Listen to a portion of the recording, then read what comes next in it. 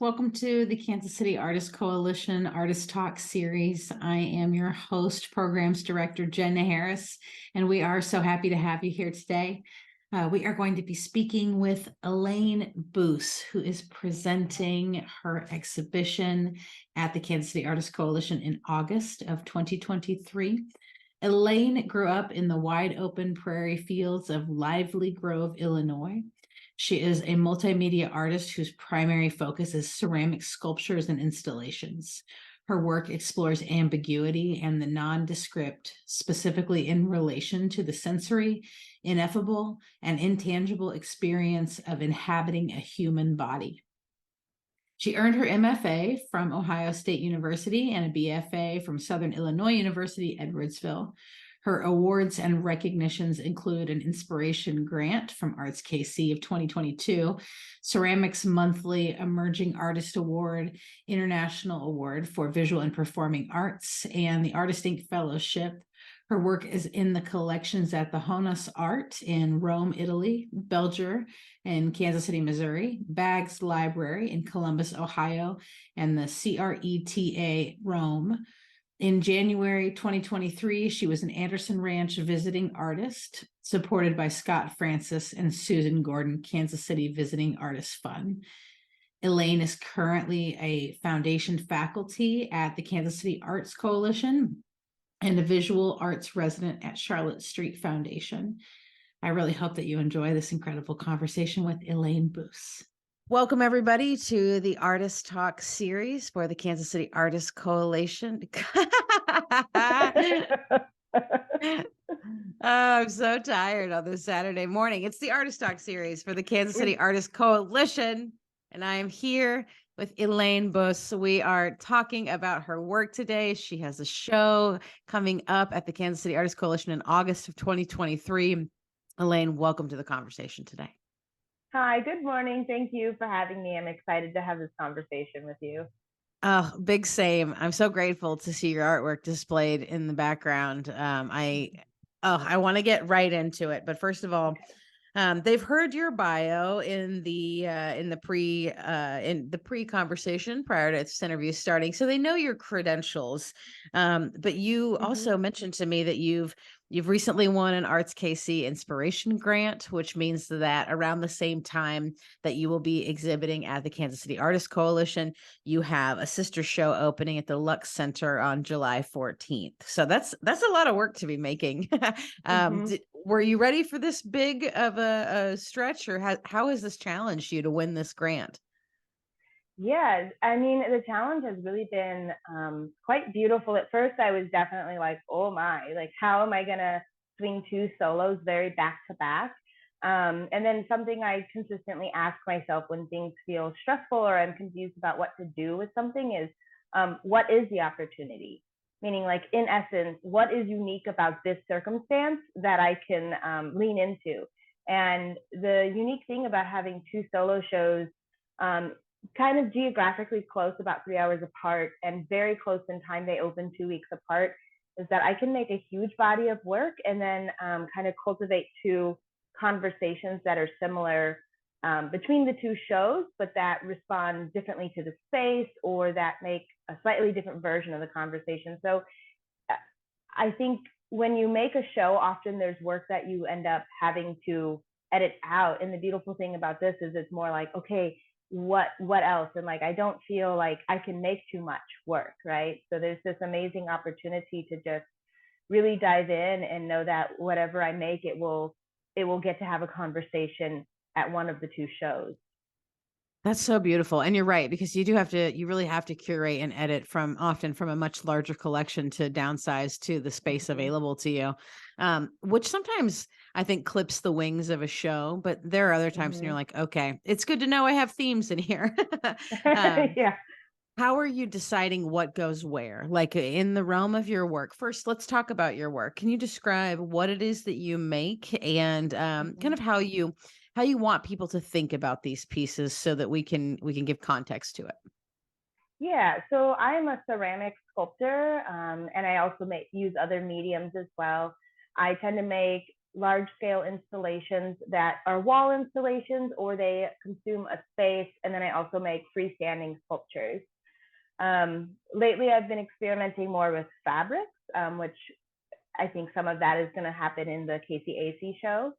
And when people approach my work, there's never like a meaning or something in particular I'm trying to get you to understand. What I'm usually after is a sensibility that I hope the audience just experiences the work.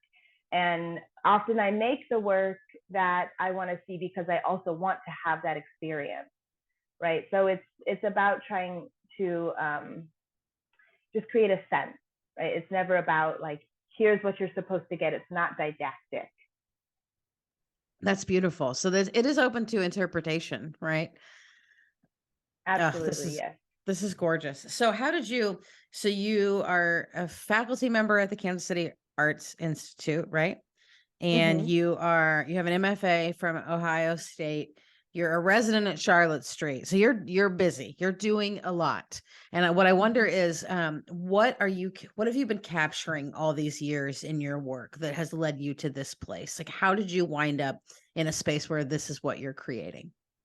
That is such a great question. And I think as artists, we're so future focused because we're so like, what's the next deadline we got to hit, you know? I think if I were to trace my current body of work back, it would go back to, I spent some time in Rome in 2016. I did the C.R.E.T.A.Rome residency, and I had gone there to investigate particular sacred spaces, ones that were built using sacred geometry. That's a system of principles that creates like a spiritual resonance in spaces. So I had gone to investigate these spaces. And when I was there, I realized how like rich artifacts were. And I never had really paid attention to artifacts before, but just there's such deep history and you're just so immersed in it there, and in a way that we don't get in the States.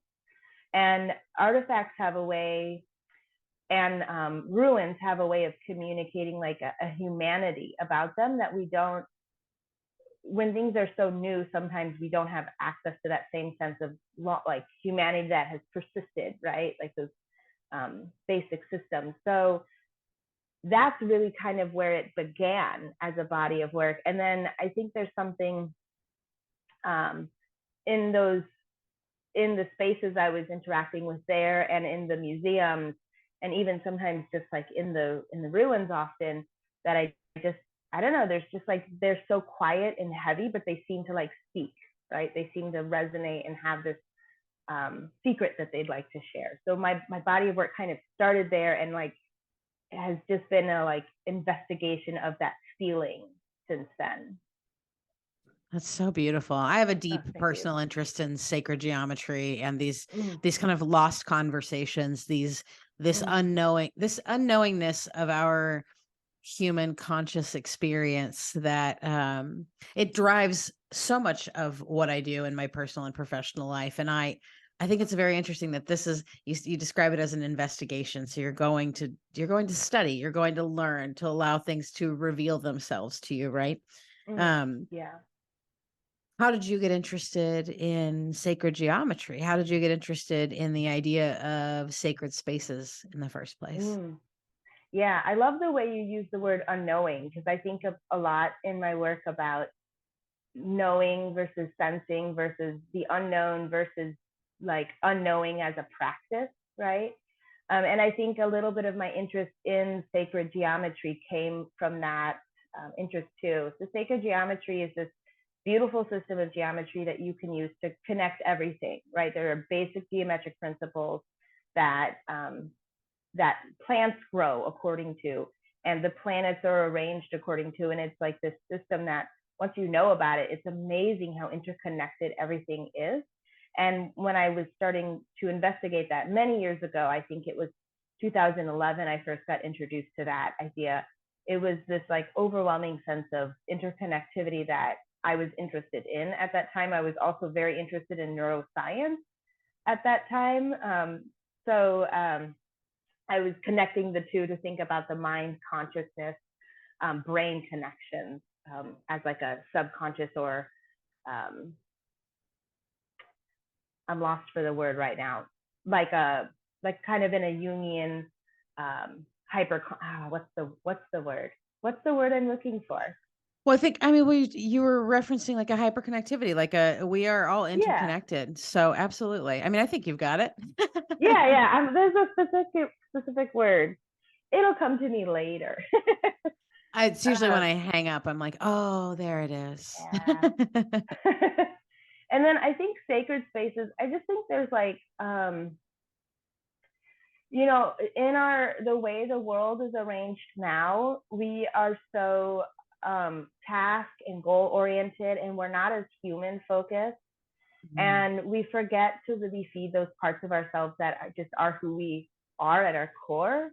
And those parts of us come from play, from meditation, from spirituality, from the people that we spend time with. And so I am interested in sacred spaces as one of those spaces that across cultures and times we share that interest in feeding that part of ourselves. And my interest in sacred geometry really led me to an interest in sacred spaces, because across cultures and time periods, that same system of geometry is often used without interaction between cultures to create these spaces. So there's just this like really baseness about that, right? That it's just something we share without knowing. It's like something at the core of being a human in a body.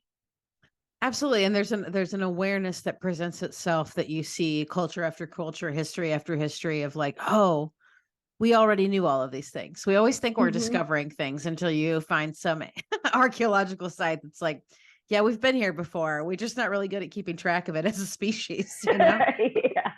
So my question. Yeah. Oh, go ahead. No, I was gonna say that's totally right. That's totally what I am going for often in my work. There's we talked about this. There is kind of an origin in the color palette of your work. There is an of the clay, of the sea. There is origin is the best word for it. I think just at the beginning of time, there is a sense of feeling in your work that we are at the beginning of something and that it is kind of historical.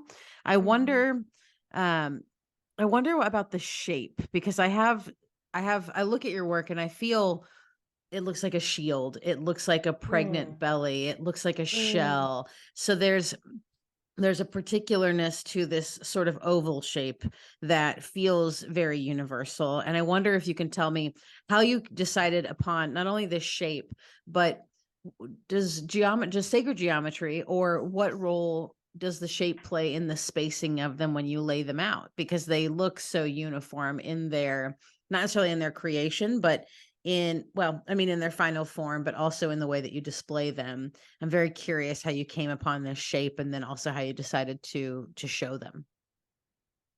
Yeah. So, and we're talking about these shapes in particular? Yes. Yeah. So these shapes, so often I choose my shapes because of the formal qualities I'm after. So with these, I was wanting to create something that had balance and harmony and peace was really the goal. And these actually began, they began as tests, because I was making large versions that were hip to head is the size I like to call them, but they were large. And that takes a long time and a lot of material with clay. So I started making these to decide how I would treat the surface as testers. And then they took a life of their own. And the large ones, I made that shape that kind of like as you call it, a pregnant belly, that kind of coming forward, because I was thinking about making a counterpart to my own torso and making something that also felt like it was breathing. So I wanted to feel like it had an inhale. And the reason at that time that I needed to make something that had harmony and peace and like quiet about it is, you kind of mentioned it earlier, how many pillars I have going on in my life at any time. At that time, I was buying my first home, and I was teaching at 2 schools, adjunct at both. And so I was like in this whole big process of like being overextended and moving and trying to make work. And I was like, I need some peace, and like I can make that, just make it for myself. So so sometimes it's just a little bit practical. You know, when you're an artist, you're so like, your studio is what feeds you and you feed it. And so it's like important to be conscious about the feelings you're creating, not just for other people, but for yourself in that space too. And then you asked about the layout, and the layout comes from a couple of things. So when I started making these and realizing like how they relate kind of to hands or to like face instead of whole body. And so I saw potential in that to engage a different part of body rather than the large ones, which engage more like this whole torso feeling. I was looking at Agnes Martin's work as a color reference, and she works so much with grids, right? And I love this beautiful writing on grids by Rosalind Krauss. It's kind of I think it's like a modernist piece, but she's talking a lot about grids as a place where we can insinuate infinity, because they can go on forever. There's logically no end to them. So I decided to put them in grids so that they could insinuate that infinity. I think that's incredible, because the shape that you've chosen, no matter the size, it does have a birthing quality to it. It also has like it has hands in prayer. It has seed pod. It has there's so many interpretations when I look at these that feel very tactile to the world around us, that also evoke a sense of creation, or as you said with the grids, a sense of infinity. I think that's such an incredible amount of intentionality you have put into your work. It's really amazing. And also to make them from a place of peace, or seeking peace and balance in that way. And I think that there's something particularly unique about your work, in that when I think ceramicists in particular, when they are making something functional, something household, like a mug, you can, there's study and intention behind shape, size, handle. All of those things have been considered, must be considered, in order not only to make it sellable, but also desirable, right? You want this to feel good in someone's hands. And there seems to be that kind of intentionality created in your work, though it seems meant more for viewing than for touching. So I don't know. I want to acknowledge that there's a visible intentionality in your work. And I think that's really stunning. So thank you for your process. Yeah. Well, thank you for saying that. And I think you kind of hit the nail on the head too, is that like when you learn ceramics, you learn pottery first. Yeah. Usually. And so like you're introduced to the medium thinking about how it's going to relate to your body. And that definitely has still influenced how I make work. And I'm interested, I'm thinking so much in my work about like what it feels like to be a human, and how we interact with the world, and how shapes and colors affect us, right? And I think that there's something essential about that, right? There's something that it carries from person to person, right? And then, so some of the work that I'll have in the show too, like thinking about touch, is the series of grinding stones I've been making. And grinding stones are beautiful because they're like sacred spaces. They're like another mechanism that persists throughout time and cultures. And I find like direct logic to be just like so beautiful. Like I need to grind something, or like I need to grind up this wheat, a rock and mush. Like I just think that's so cool. And like by recognizing the way other humans have solved problems, we can recognize something that we share, right? We can recognize that like similar logic. So grinding stones, I think, are like, because you can intuit the sense of that feeling. I think like I'm invoking a sense of touch in them with the viewer, but you don't get to actually grind them because it's art. I'm sorry. So it's invoking that sense of touch, but like not necessarily giving the full satisfaction of like a cup that you get to pick up. Yes, absolutely. In that you talk about the difference between being introduced to ceramics by way of pottery. How did you wind up in this medium in the first place? Honestly, it was because my friends were taking it to satisfy studio credits, and I wanted to hang out with my friends and satisfy a studio credit. That's how it goes. Yeah, yeah, it's so true. And like clay is a medium that like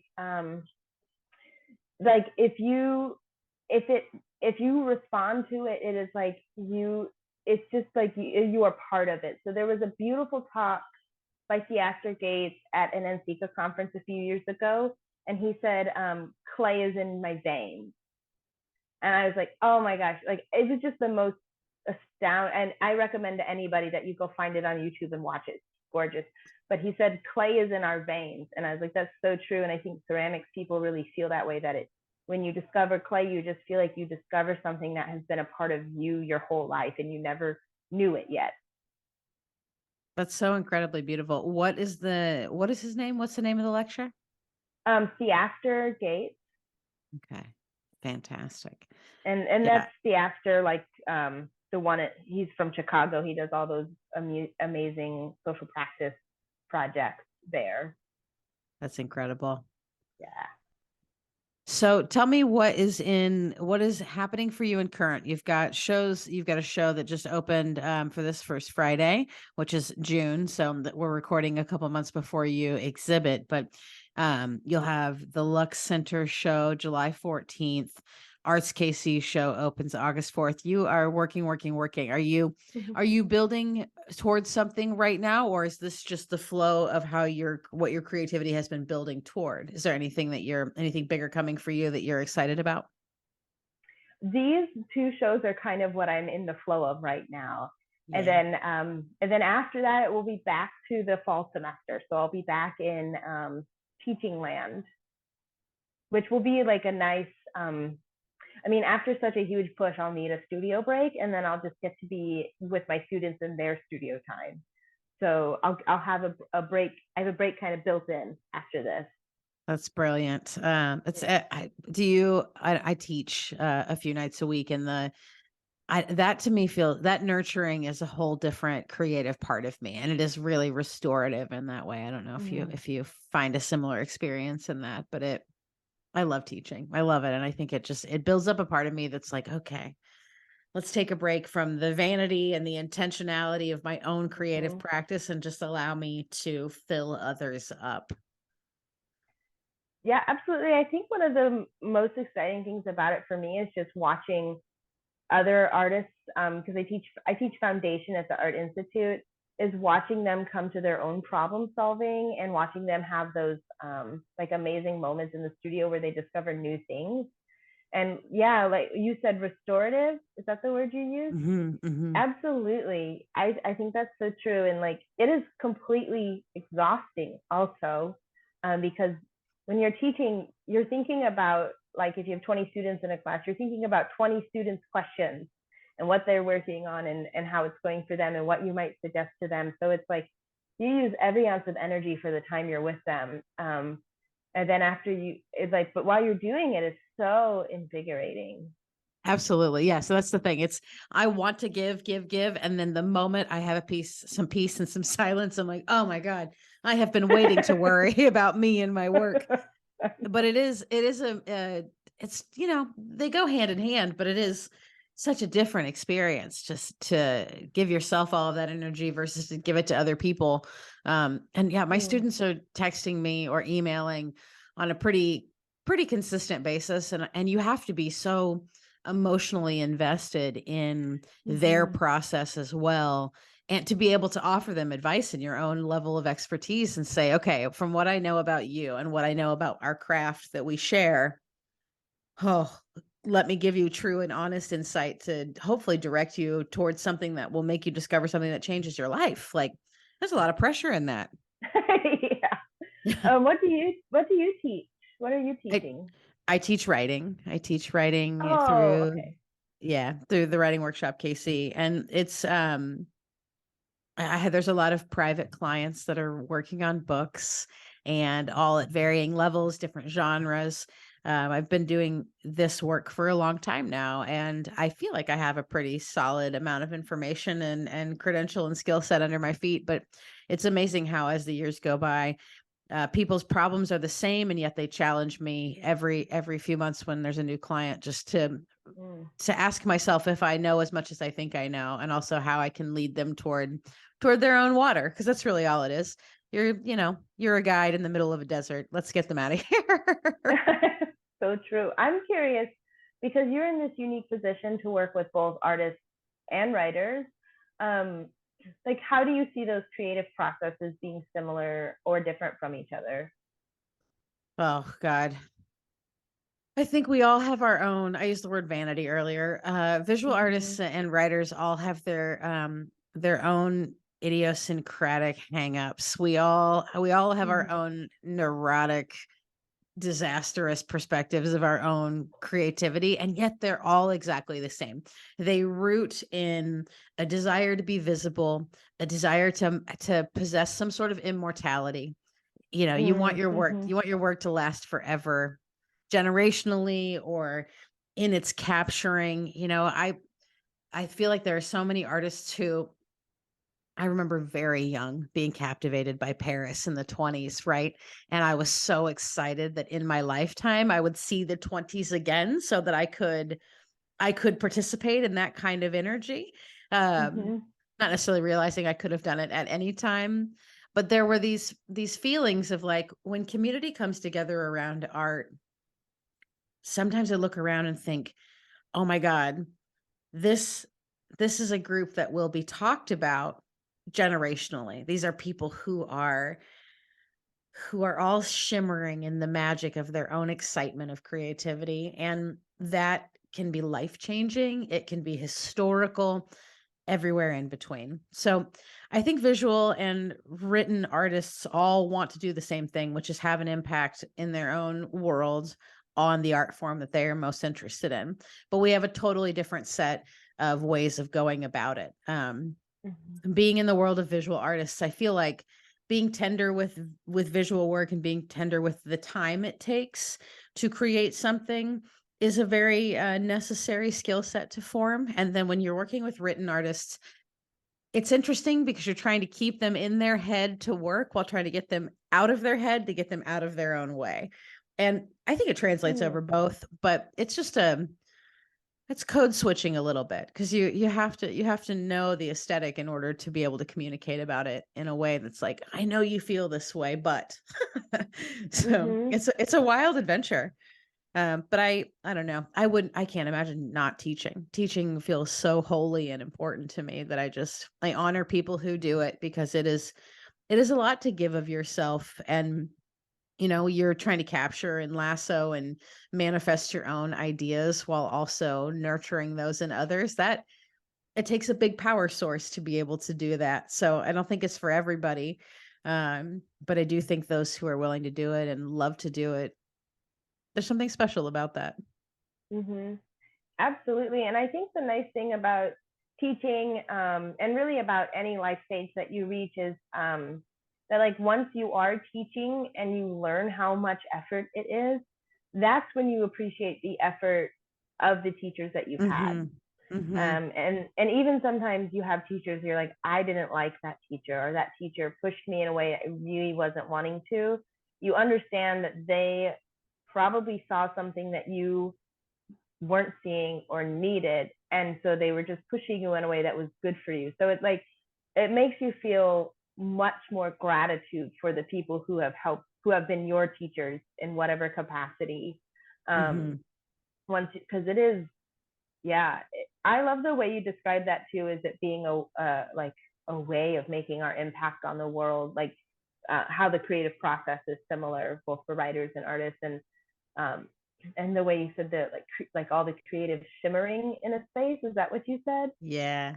Yeah, I love that. I think of that too, like, in 50 years, what are the artists that they're going to talk about? Because it might not be the artists who are in the museums. Like, yeah, let's talk about them, but like, what are the artists who aren't getting as much attention that in 100 years will be like, that person was important because of how many people they impacted, but they didn't show their own work because they were too busy helping everybody else. Like those, like I wonder about who's flying under the radar now that we're going to realize the impact of later, or like who's yes, yeah.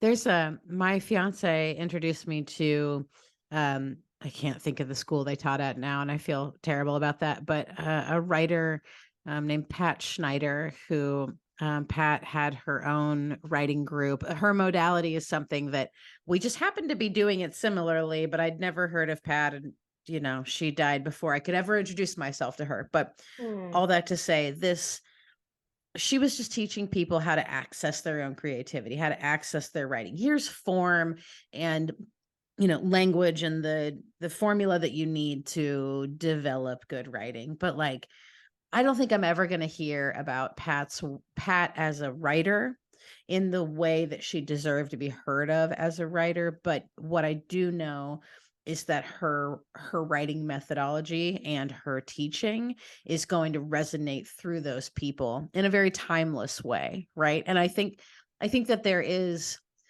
the American idea of what is to be remembered, what is to be exalted, is not necessarily to exemplify the teachers. But you're right, because these teachers, I think about how much work it is to hold the space of 20, 30, 60 students in a semester or a year, whatever it is.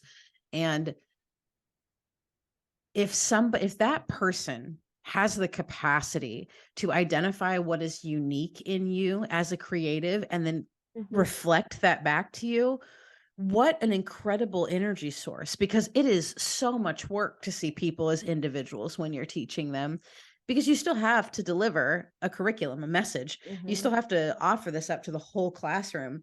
But when someone can look at you and see who you are individually, that is a phenomenal gift. And it's not something that we necessarily identify as a reward of your educational experience, or a reward, even if it's not necessarily in an institutional environment, but mine is a very community-based teaching project. And I know the value of someone looking at you and saying, I see this in you. I hear this. I feel this in your writing, and it impacts me, and it makes me feel, oh my God, what a gift. That's the gift I want to keep giving back to other people. And I think even in the environment of of a national institution, there is the potential to highlight the unique talents of these individual people and say, like, I think you can take this somewhere. I think this is you're headed in the right direction of yourself. Right. Yeah. I love the way I love the way you just said too, like seeing something in somebody. Sometimes people don't even know, like it's so subconscious for them, or like it's so just a part of who they are, that they don't realize that what they're doing is special or unique, or like they don't realize like the work's tone is persisting no matter what they're making or what they're thinking about. And yeah, it is so interesting. You're right, to like see that in them before they realize it themselves. Yeah. And yeah.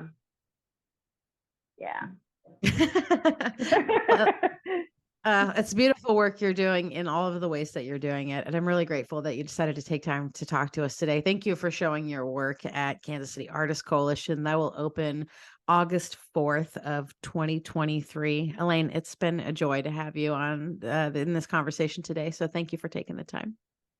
Thank you so much, Jen, for taking the time also to talk to me. I'm looking forward to the exhibition, and looking forward to how I use that space, and it's like beautiful windows and it's asymmetrical architecture. I think it's gonna it's gonna be pretty interesting to see that. So thank you so much. Absolutely.